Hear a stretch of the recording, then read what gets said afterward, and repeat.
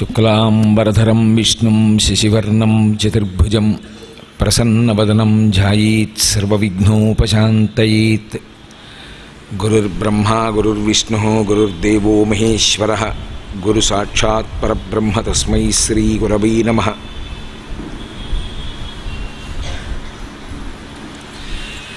వ్యాసాయ విష్ణురూపాయ వ్యాసరూపాయ విష్ణవే నమో వై బ్రహ్మనిధయే వాసిష్ఠాయ నమో నమః. కూజంతం రామ రామీతి మధురం మధురాక్షరం ఆరుహ్య కవితాశాఖాం వందే వాల్మీకికోకిలం. శృతిస్మృతిపురాణానాం ఆలయం కరుణాలయం నమామి భగవత్పాదశంకరం లోకశంకరం.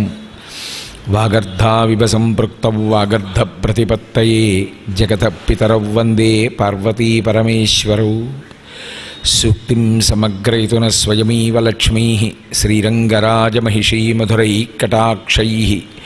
వైదగ్ధ్యవర్ణగుణగుంభనగౌరవైర్యాం కండూలకర్ణకుహరాः కవయోధయంతి.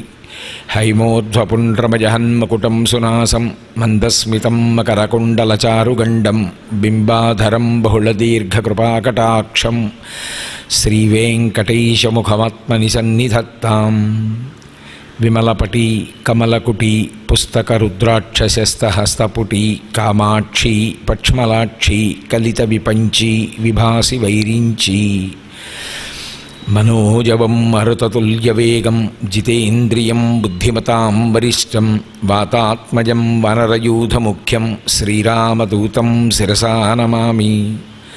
ఆపదామపహర్తారం దాతారం సర్వసంపదాం లోకాభిరామం శ్రీరామం భూయో భూయో నమామ్యహం.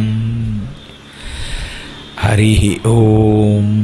పరమేశ్వర స్వరూపైన సభకి నమస్కారం. మాతృదేవో భవ పితృదేవో భవ ఆచార్యదేవో భవ అతిథిదేవో భవ. దీనితో పాటు ధర్మసోపానములు అన్నాం కాబట్టి నేను ధర్మము అన్న మాట గురించి కూడా విచారణ చెయ్యాలి అని అనుకున్నాను. కానీ ఆచార్యదేవో భవ అనేటటువంటి ఋషుల యొక్క ఆజ్ఞ గురించి నేను చేసిన వివరణ గురించి నాకే అంత సంతృప్తి లేక తగినంత ఆవిష్కరించలేకపోయానేమో ఆ రోజునని ఇవాళ మళ్ళీ మాట్లాడతాను దాని గురించి అని మీతో నేను మనవి చేసి ఉన్నాను. ఆచార్యదేవో భవ, ఆచార్యుడు ఈశ్వర స్వరూపుడై ఉన్నాడు కనుక ఆయనకు నమస్కరించుచున్నాము. మనం ఏ పని ప్రారంభించినా కూడా గురుర్బ్రహ్మ గురుర్విష్ణు గురుర్దేవో మహేశ్వర గురు సాక్షాత్ పరం బ్రహ్మ తస్మై శ్రీ గురవే నమః అని ప్రారంభం చేస్తాం. గురువే బ్రహ్మ, గురువే విష్ణువు, గురువే మహేశ్వరుడు, మూడు మూర్తుల యొక్క సమాగమ స్వరూపమైన వాడు కనుక అటువంటి గురువు యొక్క శ్రీచరణములకు నమస్కరించుచున్నాను అని ప్రారంభం చేస్తాం. యథార్థమునకంతే గురువే పరంబ్రహ్మస్వరూపము. ఈ మాంసనేత్రమునకు ద్యోతకము కానివాడు, అంతటా నిండి ఉన్నప్పటికీ మాంసనేత్రము చేత దర్శనము చెయ్యడానికి సాధ్యం కానటువంటి పరమాత్మ ఈ లోకంలో ఎవరి రూపంలో తిరుగుతూ ఉంటాడు అంటే గురువు యొక్క రూపంలోనే తిరుగుతూ ఉంటాడు. కానీ ఆ గురువుని పట్టుకోవడం మాత్రం అంత తేలికైన విషయం కాదు. ఎందుచేత అంటే భగవాన్ రమణులు ఒక మాట అంటారు, సాలగ్రామం ఎక్కడుంటుంది? సాలగ్రామం కూడా గులకరాళ్లలోనే ఉంటుంది. గులకరాళ్లలోనే ఉన్నటువంటి సాలగ్రామాన్ని గుర్తించగలిగినటువంటి ప్రజ్ఞ కలిగిన వాడు మాత్రమే సాలగ్రామాన్ని కనిపెట్టి సాలగ్రామాన్ని అర్చించి దాని యొక్క అనుగ్రహం చేత ఉన్నతమైనటువంటి స్థానాన్ని పొందినట్లుగా గృహస్థాశ్రమంలోనే ఉండి అందరితో పాటు కలిసి తిరుగాడుచున్నటువంటి గురువు భిన్నంగా ఏమీ కనపడకపోయినప్పటికీ అందరిలా ఆయనకి 2 చేతులు 2 కాళ్ళు, ఒక నోరు, ఒక ముక్కు, 2 చెవులు ఉన్నప్పటికీ ఆయన ఏ కారణం చేత మనకన్నా అధికుడై ఉన్నాడో, ఆయన ఎందుకు గురువో, ఎందుకు ఆయనని మనం అనుసరించవలసి ఉంటుందో, అనుసరిస్తే ఆయన మనని ఎక్కడికి చేర్చగలడో, ఆయన సాక్షాత్ రాశీభూతమైన పరంబ్రహ్మస్వరూపమే ఈ లోకంలో తిరుగుతున్నాడనేటటువంటి ప్రజ్ఞ భాషించి పట్టుకోగలగడం గులకరాళ్లలోంచి సాలగ్రామాన్ని వేరు చేసి పూజామందిరంలో ఉంచి పూజించడం లాంటిది. అటువంటి గురువు పరంబ్రహ్మస్వరూపము కనుక గురువు విషయంలో ఉపాసనలో పెద్దలు ఒక మాట చెప్తారు. నేను చెప్పడం కాదు, శృంగగిరి పీఠాధిపత్యం వహించినటువంటి మహాపురుషులు ఒకనాడు జీవన్ముక్తులు, ఈనాడు విదేహముక్తిని పొందినవారు. అంటే శరీరంతో ఉన్నప్పటికీ తాను శరీరము కాదని, తాను ఆత్మ అని బాగా రూఢము చేసుకుని ఆత్మని అనుభవంలోకి తెచ్చుకొని ఆత్మగా మాత్రమే ఈ భూమి మీద చెరించి శరీరముతో సంపర్కం లేకుండా తనంత తాను శరీరం పడిపోయే వరకు శరీరాన్ని పోషించి శరీరాన్ని సాక్షిగా చూసి పడిపోయినటువంటి శరీరాన్ని అమ్మయ్య విడిపోయింది నాకున్నటువంటి పరిమితమైన ఉపాధి అని పరమ సంతోషంతో అనంతమైనటువంటి ఈ బ్రహ్మాండముల యందు తేజోరూపంగా వ్యాపకత్వాన్ని పొందినటువంటి వాడెవరో అటువంటి వాడు విదేహముక్తిని పొందినటువంటి గురువు. ఆయన శరీరం లేకపోయినా అటువంటి గురువు సర్వకాలముల యందు వింటూనే ఉంటాడు. అటువంటి గురువు సర్వకాలముల యందు శిష్యుని యొక్క రక్షణ బాధ్యతని స్వీకరిస్తాడు. నేను మీకు ఒక ఉదాహరణ చెప్పాలంటే, సనాతన ధర్మంలో చాలా గురుస్వరూపాలు శరీరాన్ని విడిచిపెట్టేసినప్పటికీ కూడా వాళ్ళు విదేహముక్తిని పొంది వాళ్ళ శరీరాలు భూస్థాపితం చేయబడి దాని మీద తులసికోట ఉంచి బృందావనమన్నా, దాని మీద శివలింగం ఉంచి అధిష్టానమన్నా, తరువాతి కాలంలో కూడా వారు ఎలుగెత్తి పిలిచినటువంటి తమ శిష్యుల యొక్క యోగక్షేమములను వహించి వారిని రక్ష చేస్తూనే ఉన్నారు. ఇప్పటికీ దానికి ప్రబలమైనటువంటి ఉదాహరణలు ఎన్నో ఉన్నాయి. అందుకే గురువు యొక్క స్వరూపాన్ని అంతగా ఆరాధన చేస్తారు. ఇప్పుడు ఆంధ్రదేశంలో పర్యటన చేస్తున్నటువంటి శృంగగిరి పీఠాధిపతులు శ్రీ శ్రీ శ్రీ భారతీ తీర్థ మహాస్వామి శృంగేరిలో ఉంటే వారికి ఉన్నటువంటి ప్రధాన కర్తవ్యం ఏది అంటే, పొద్దున్న లేచి అనుష్ఠానం అయిపోయిన తరువాత వారు గురువుల యొక్క అధిష్టానముల దగ్గరికి వస్తారు. సచ్చిదానంద శివాభినవ నృసింహ భారతి, అలాగే నరసింహ భారతి, చంద్రశేఖర భారతి, శ్రీమద్ అభినవి విద్యాతీర్థ మహాస్వామి మొదలైనటువంటి వారి యొక్క అధిష్టానములు ఎక్కడున్నాయో అక్కడికి వచ్చి ఆ అధిష్టానములకు ప్రదక్షిణం చేసి నమస్కారం చేస్తారు. వారితో పాటుగా గురు పాదుకలు వెడతాయి. ఆ గురు పాదుకలకి ప్రతిరోజు నమస్కారం చేస్తారు. ఏదైనా గురుపాదుకలకి నివేదనం చేస్తారు. గురువుగారికి చెప్పినట్టే గురువుగారు వెన్నంటి రక్ష చేస్తూనే ఉంటారు. అందుకే నేను మీతో మొన్నటి ప్రసంగంలో మనవి చేసి ఉన్నాను, స్మరణ దీక్ష అని. గురువు కేవలం తన శిష్యుని గురించి స్మరించినంత మాత్రం చేత రక్షణ స్వీకరించగలడు. అలా రక్షించినటువంటి గురువులు ఎందరో ఉన్నారు. అందులో శృంగగిరి పీఠాధిపత్యం వహించినటువంటి చంద్రశేఖర భారతీ స్వామి మహాపురుషులు. వారి పేరు స్మరిస్తే చాలు పాపములు నశించిపోతాయి.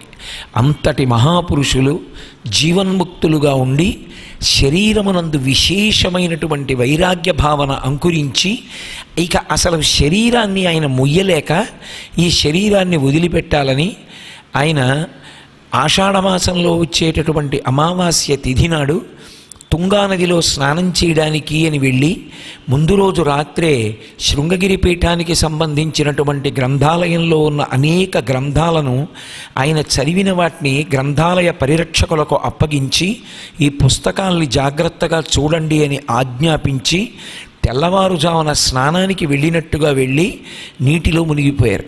మునిగిపోయిన వారు అంత దూరంలో లేచి నీటి మీద బ్రహ్మాసనం వేసుకుని ఉన్నారు. వారిని గబగబా పట్టి తీసుకొచ్చారు. వారు అప్పటికే విదేహముక్తిని పొందేశారు. వారిని తీసుకొస్తే లోపలికి ఒక నీటి చుక్క వెళ్ళలేదు. ఒక నీటి చుక్క వెళ్ళకపోయినా ఆయన శరీరంతో ఉండడం ఇష్టం లేక శరీరాన్ని తనకున్నటువంటి యోగ విద్య చేత పరిత్యజించినటువంటి మహాపురుషులు. అటువంటి చంద్రశేఖర భారతీ స్వామివారి నోటి వెంట ఏదైనా వచ్చింది అంటే అది పరంబ్రహ్మము మాట్లాడినటువంటి మాట. అటువంటి చంద్రశేఖర భారతీ స్వామి ఒకానొకప్పుడు మాట్లాడుతూ తన దగ్గరికి ఏదో ఆధ్యాత్మిక విషయాల గురించి సందేహాన్ని తీర్చుకోవడానికి వచ్చినటువంటి ఒక జిజ్ఞాసుతో ఒక మాట చెప్పారు. ఆయన అన్నాడు, నాకు మా తండ్రి గారు ఉపనయనం చేసినప్పుడు గాయత్రీ మహామంత్రాన్ని ఉపదేశం చేశారు. తదనంతరం వేరొక గురువు గారు వేరొక మంత్రాన్ని నాకు ఉపదేశం చేశారు. ఒక్కొక్క మంత్రాన్ని ఉపదేశం చేసినప్పుడు ఆ మంత్రానికి ఒక ధ్యాన శ్లోకం ఉంటుంది. అంతటా నిండిపోయినటువంటి పరంబ్రహ్మాన్ని సాకార రూపంగా ఇలా ఉంటుంది ఆ రూపము అని చెప్పి ఊహ చేస్తాం. ముందు మనసు ఊహ చేసి దానితో తాదాత్మ్యత చెందడం మొదలు పెడుతుంది. ఒక ఉప్పుతో చేయబడినటువంటి బొమ్మ సముద్రపు లోతు కనుక్కోవడానికి ప్రయాణం చేసి సముద్రంలో కరిగిపోయినట్టు ఏ వస్తువు పట్ల ధ్యానం మొదలుపెట్టాడో ఆ వస్తువులోనే ఐక్యమైపోతాడు. అప్పుడు ధ్యానధ్యాతృధ్యేయ రూప మూడు ఒకటైపోయి ఒక వస్తువుగా నిలబడిపోతాడు. అప్పుడు లోపల నుంచి ఆనందం అంకురించి రోమాంచితమవుతుంది. అలా జపం చేసేటప్పుడు శరీరానికి కదలిక లేకుండా ప్రాణాయామంతో ఊపిరిని బాగా క్రమబద్ధీకరించి, బాగా ఊపిరిని క్రమబద్ధీకరిస్తే ఎక్కువ వేగంతో ఊపిరి కదలకపోతే మనస్సు కదలదు. కదలనటువంటి మనస్సును నిలబెట్టి ధ్యాన వస్తువుని చూస్తూ క్రమంగా దేన్ని ధ్యానం చేస్తున్నామో దానిలోకి లయమైపోయేటటువంటి ప్రయత్నం చేస్తారు.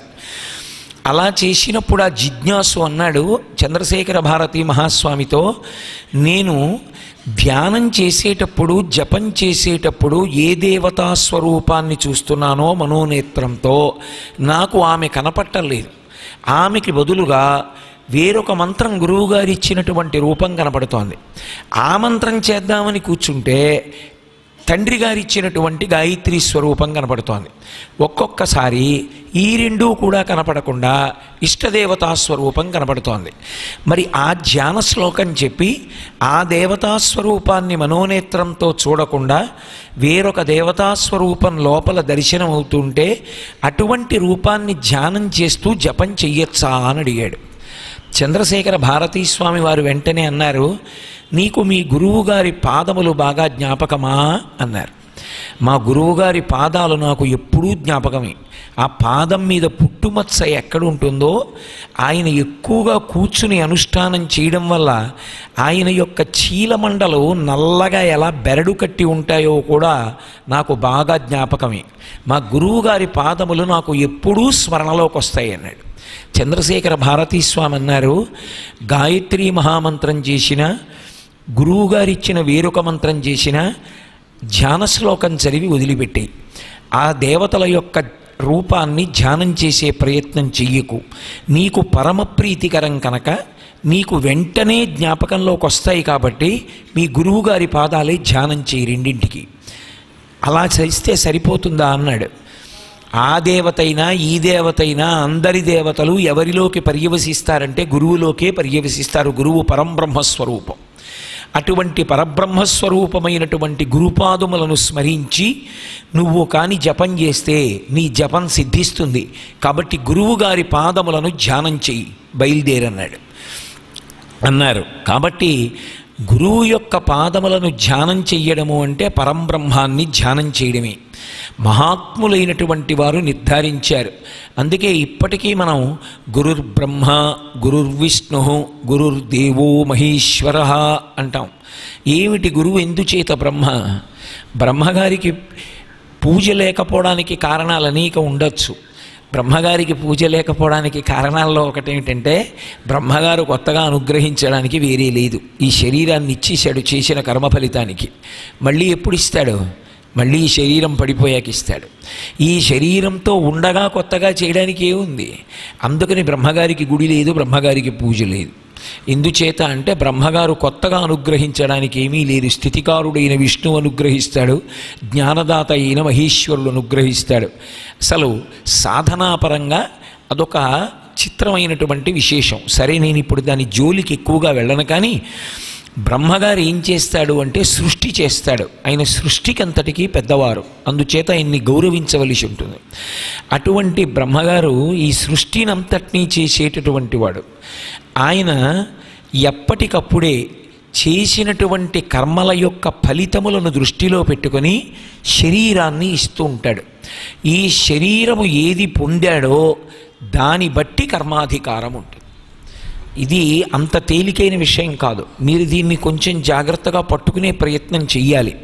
శంకర భగవత్పాదులంతటి మహాపురుషులు జంతువునాం నరజన్మ దుర్లభం అంటే, మీరు నన్ను క్షమించగలిగితే అందరూ పశువులే, పశువు కానివాడు ఉండడు, అందరూ పశువులే. ఎందుచేత అంటే పశువు అంటే పాశము చేత కట్టబడినది అని. జన్మ అది ఒక రాట, కర్మపాశములు అవి పాశములు. ఆ పాశములు మెడలో తగిలి ఉండడం వల్ల ఆ కర్మల యొక్క ఫలితములను అనుభవించడానికి ఒక శరీరంలోకి వస్తాడు. అందుకని పశువు. ఆ కర్మపాశములను తెగకోయగలిగిన వాడెవరంటే పశుపతి. శంకరులంతటి వారు పరమ వినయంగా శివానందలహరిలో పశుమాం సర్వజ్ఞ ప్రథిత కృపయా పాలయ విభో అంటారు. ఈశ్వరా నేను పశువుని, మీరు పశుపతి, చాలదా ఈ సంబంధం మన ఇద్దరి మధ్య నన్ను ఉద్ధరించడానికి అని అడుగుతారు. కాబట్టి బ్రహ్మగారు ఇచ్చేటటువంటి అద్భుతమైనది ఏది అంటే శరీరం. ఈ శరీరాలన్నిటిలోకి దేవతల యొక్క శరీరాలు కానివ్వండి, మనుష్య శరీరం కానివ్వండి, రాక్షస శరీరం కానివ్వండి, మిగిలినటువంటి తిర్యక్కులు కానివ్వండి. తిర్యక్కులంటే భూమికి వెన్నుపాం అడ్డంగా ఉండేటటువంటి ప్రాణులు, అవి కానివ్వండి, అన్నిటిలోకి మనుష్యుడే గొప్పవాడు. మనుష్యుడు ఎక్కడుంటాడు? మర్త్యలోకంలో ఉంటాడు. మర్త్యలోకం అంటే మృత్యువు చేత గ్రసింపబడేటటువంటి శరీర విధానము కలిగినటువంటి లోకం. అంటే ఈ లోకంలోకి ఏ ప్రాణి వచ్చినా ఆ ప్రాణి యొక్క శరీరము మృత్యువు చేత గ్రసింపబడుతుంది, అది వెళ్ళిపోతుంది ఒకనాడు. జాతస్య హి ధ్రువో మృత్యు ధ్రువం జన్మమృతస్య చ. వచ్చిన ప్రతి శరీరము వెళ్ళిపోవలసిందే. కానీ మనుష్య శరీరము చాలా గొప్పది. ఎందువలన అంటే దేవతలు మనకన్నా గొప్పవాళ్ళు కదండి అని మీరు అనొచ్చు. దేవతల యొక్క శరీరమునకు కర్మాధికారం లేదు. వాళ్ళు కొత్తగా చెయ్యకూడదు, వాళ్ళు యజ్ఞయాగాది క్రతువులు చెయ్యడానికి వాళ్ళకి అధికారం లేదు. అందుచేతనే వాళ్ళ యొక్క చేసుకున్న పుణ్యం క్షీణించిపోయే వరకు దేవలోకాల్లో ఉంటారు. దేవతా పదవులలో ఉండి వాళ్ళ పుణ్యం అయిపోగానే మళ్ళీ మర్త్యలోకంలోనే పడిపోతారు. క్షీణే పుణ్యే మర్త్యలోకం విశంతి అని. వాళ్ళ పుణ్యం అయిపోతే ఇక్కడికి వచ్చి పడిపోతారు, మళ్ళీ సున్నతో మొదలు పెడతారు. కానీ మనుష్యుడనేటటువంటి వాడు అలా కాదు. తిర్యక్కులు ఉన్నాయి, వాటికి కర్మాధికారం లేదు. ఓ కుక్క ఉంది, ఆ కుక్క ఈ ప్రవచనం విందామని వచ్చిందనుకోండి, దాన్ని బయటికి పంపించేస్తారు. ఓ కుక్క దేవాలయ ప్రవేశం చేసిందనుకోండి, ఆ రోజు దేవతలకి నైవేద్యం తీసుకోరు. కుక్క ఇంటి రాజద్వారం దాటి లోపలికి వస్తే ఇక దేవతలు నైవేద్యం పుచ్చుకోరు. అందుకే అన్ని ప్రాణులకు కర్మాధికారం లేదు, ఒక్క మనుష్య ప్రాణికి మాత్రం కర్మాధికారం ఉంది. ఇక్కడ ఉండి పుణ్యకర్మలు చేసుకుని దేవత అయి దేవతాలోకానికి వెళ్ళగలడు. ఇక్కడ పుట్టి పుణ్యకర్మలు చేసి ఆ పుణ్యకర్మల వలన నాకు ఏ ఫలితమూ అక్కర్లేదు, నాకు చిత్తశుద్ధి కలిగి చిత్తశుద్ధి వలన జ్ఞానము కలిగి జ్ఞానము వలన మోక్షము కావాలని కోరుకుని ఆ మోక్షము వలన ఇక పుట్టవలసిన అవసరం లేకుండా పునరావృత్తి రహిత శాశ్వత శివ సాయుధ్య స్థితిని పొందగలడు. మనుష్య శరీరంతో వచ్చిన దాని యొక్క విలువ తెలియనప్పుడు పాపకర్మలే చేసి కేవలంగా తాను బ్రతికితే చాలని ఇతరుల గురించి ఆలోచించకుండా, శాస్త్రాధ్యయనం చెయ్యకుండా, గురుపాదములను పట్టుకోకుండా స్వార్థంతో బ్రతికి చిట్ట చివరికి మళ్ళీ కొన్ని కోట్ల జన్మలు తిరియక్కుగా వెళ్ళిపోగలడు. మోక్షం పొందాలన్నా మనుష్య శరీరానికే, దేవతా పదవులలోకి వెళ్ళాలన్నా మనుష్య శరీరానికే, మళ్ళీ పాతాళంలోకి వెళ్ళిపోవాలన్నా తిరియక్కుగా వెళ్ళిపోవాలన్నా మనుష్య శరీరానికే, పైకి ఎక్కాలన్నా కిందకి పోవాలన్నా ఇక రాకుండా ఉండాలన్నా అటువంటి కర్మ చెయ్యగలిగిన అధికారము ఉన్న ఏకైక ప్రాణి సృష్టిలో మనుష్యుడొక్కడే. అందుకే జగద్గురువులైనటువంటి శంకర భగవత్పాదులు జంతువునాం నరజన్మ దుర్లభం అన్నారు. అయితే బ్రహ్మగారు శరీరాన్ని ఇచ్చాడు, ఏమిటి ఉపయోగం? ఈ శరీరాన్ని ఇచ్చాడు, ఈ శరీరంతో ఈ కర్మ నువ్వు చెయ్యగలవు తెలియలేదు. ఈ శరీరానికి స్వరపేటిక ఉంది, స్వరపేటిక ఉన్న కారణం చేత దీనితో భగవన్నామము చెప్పగలవు. కేవలము భగవన్నామమును ఆశ్రయించిన కారణం చేత, పరమప్రీతితో భగవన్నామాన్ని చెప్పిన కారణం చేత ఇక నువ్వు శరీరంలోకి రాకుండా ఉండగలిగినంత గొప్ప ద్వారములు తెరుచుకోగలవు. ఈ శరీరంతో ఒక్కొక్క చోట వాసము చేసినంత మాత్రం చేత ఇక మళ్ళీ రావలసిన అవసరం ఉండదు. కాశీపట్టణంలో వెళ్ళి ఉండిపోయి జీవిత చరమాంకమునందు స్థిరపడిపోయాడు. ఎందుకని? ఇక వెళ్ళిపోతుంది శరీరం, తెలిసిపోయింది. వెళ్ళి కాశీపట్టణంలో ఉండిపోయాడు. ఆ కాశీపట్టణంలో ఉండగా శరీరం పడిపోయింది. కాశీపట్టణంలో ఉండగా శరీరం పడిపోతే ఇక మళ్ళీ పుట్టడు. ఎందుకు పుట్టడు అంటే పాలిండ్లు కదలంగా పసిడి పయ్యద వీచు అచలాధిపుని కూర్మి ఆడుబిడ్డ. కాశీపట్టణంలో ప్రాణోత్క్రమణం అయిపోతుంటే సాక్షాత్తుగా ఆఖరి ఊపిరి దగ్గర పడిపోయింది అంటే పార్వతీదేవి గబగబా బయలుదేరి వచ్చి తాను ఆసనం వేసి కూర్చుని ప్రాణోత్క్రమణమైపోతున్న జీవుని తల తన తొడ మీద పెట్టుకుంటుందిట.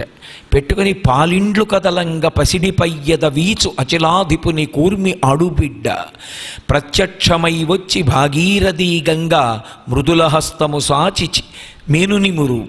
చల్లని తల్లి గంగమ్మ బయలుదేరి వచ్చి సాకార రూపంతో తన చల్లటి చేత్తో, నాన్న ఊపిరంతగా బాధపడుతున్నావా, చెమట పడుతోందా అని ఒళ్ళంతా నిమురుతుందిట.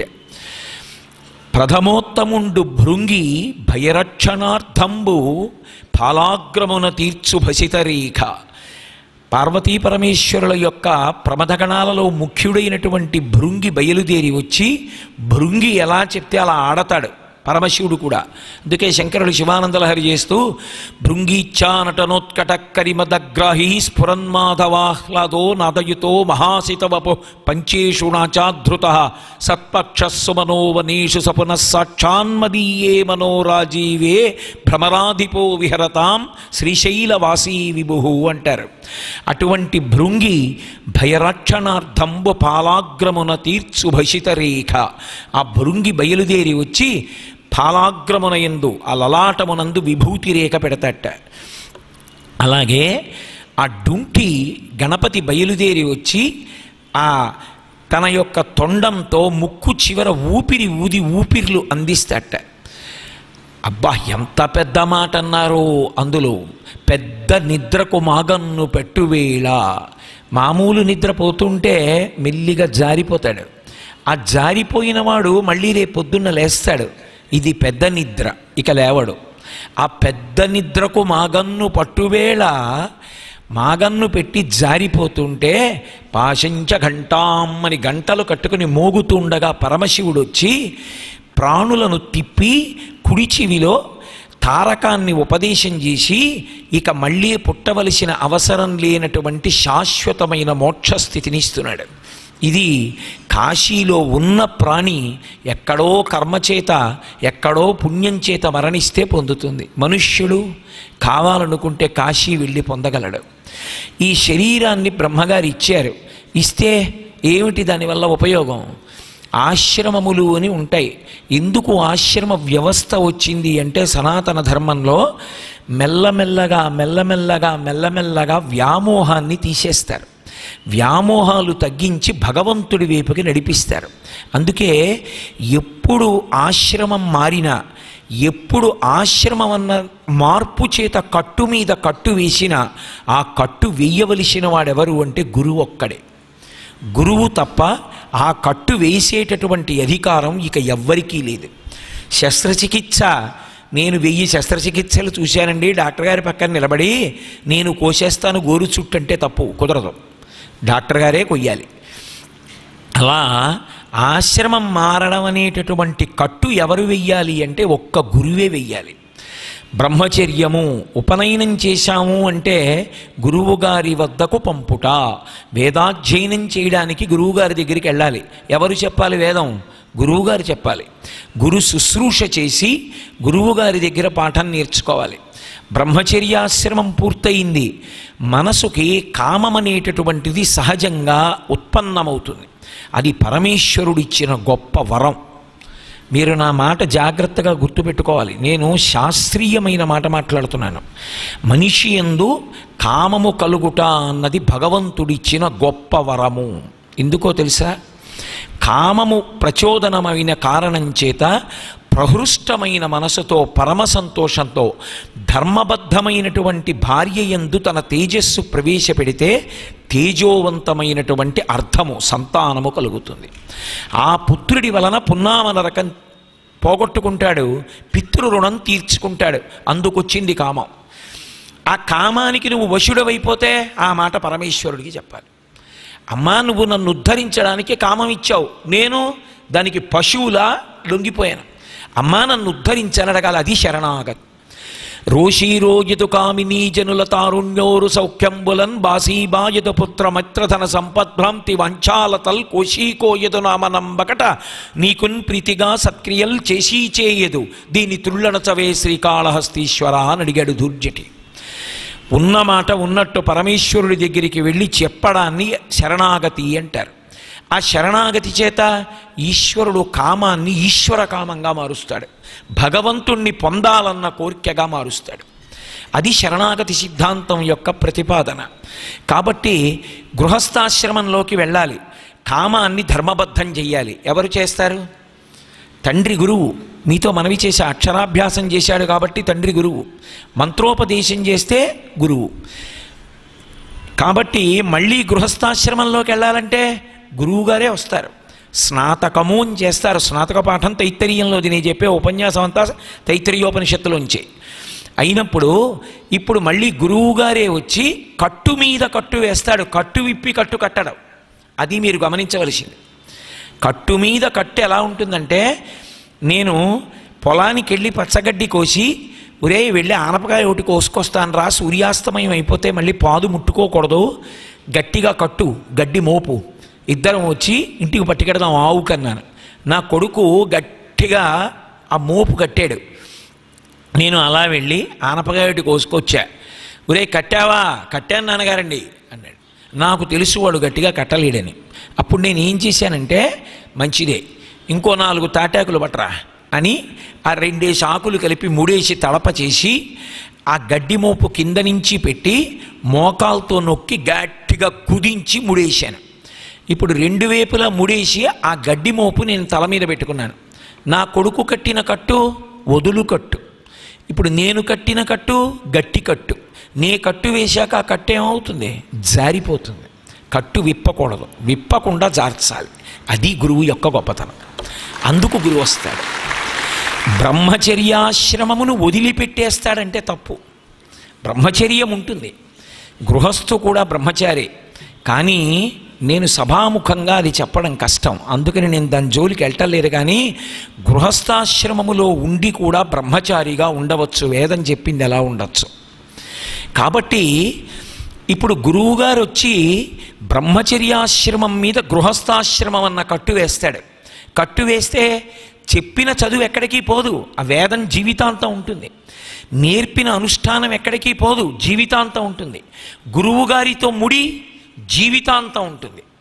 పోయేదేది? బ్రహ్మచర్యాశ్రమము నుండి కామము ధర్మబద్ధమవుతుంది. ధర్మపత్ని పక్కనొచ్చి చేరింది. ఎందుకు వచ్చింది? నువ్వు ఆమె కలిసి ఆమెను యజ్ఞమునకు ఉపకరణముగా స్వీకరించి పత్ని స్థానంలో కూర్చోపెట్టి యజ్ఞయాగాది క్రతువులు చెయ్యడానికి అర్హత పొంది ఆమె చిటికిని వేలు పట్టుకుని ధర్మపథంలో ప్రయాణించడానికి సాధనం చేస్తాడు గురువు. కామమును ధర్మబద్ధం చేస్తాడు. ఇప్పుడు కట్టు మీద కట్టు వేశాడు. కొన్నాళ్ళు గృహస్థాశ్రమంలో ఉన్నాడు, భోగాలు అనుభవించాడు. అనుభవించి అనుభవించి అనుభవించి ఈ భోగములొక భోగములా అన్న వైరాగ్యాన్ని పొందాడు. ఇప్పుడు వానప్రస్థమన్న కట్టేస్తారు. భార్యతోనే ఉంటాడు. అరణ్యాలకెళ్ళి అన్నిటితో సంఘం వదిలిపెట్టేస్తాడు. వదిలిపెట్టేసి కేవలము పరబ్రహ్మమును ఉపాసన చేస్తూ రుచితో సంబంధం లేకుండా దొరికిన దానితో ఈ శరీరాన్ని పోషిస్తూ ఉంటాడు. ఇక శరీరం మీద కూడా భ్రాంతి పోయింది. భిక్షాన్నం 7 ఇళ్ల ముందుకెళ్ళి నిలబడితే ఏది దొరికితే ఆ కబళంతో పోషిస్తాను, ఏది దొరకకపోతే ఊరుకుంటాను. ఎక్కడో పరమేశ్వరుడు నిర్మాణం చేసిన పర్వతాల్లో గుహలున్నాయి, ఏదీ కాకపోతే శ్మశానం ఉంది, ఎవరికీ అక్కర్లేంది, ఎవరూ వెళ్ళంది, అక్కడ కూర్చుంటాను. తనంత తాను శరీరం పడిపోతే సాక్షిగా చూస్తాను. సన్యాసాశ్రమ స్వీకారం చేశాడు. కట్టు మీద కట్టు, సన్యాసాశ్రమం ఇచ్చినా గురువుగారు ఇవ్వాలి.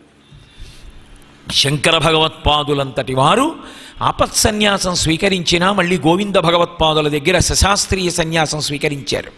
కాబట్టి కట్టు మీద కట్టు వేసి కట్టు జార్చేవాడు గురువు. ఇప్పుడు బ్రహ్మగారు శరీరం ఇచ్చాడు. ఈ శరీరంలో ఉంటూ జ్ఞానమును పొందడానికి కావలసినటువంటి శాస్త్రాన్ని తాను చదువుకుని శిష్యుడికి అర్థమయ్యే రీతిలో తాను బాగా కిందకి దిగి వచ్చి మంచి మాటలతో శిష్యుని యొక్క హృదయం భగవంతుని పట్ల ఆభిముఖ్యం పొందేటట్టుగా, ధర్మానుష్ఠానము పట్ల ఆభిముఖ్యమును పొందేటట్టుగా తన యొక్క వాగ్వైభవంతో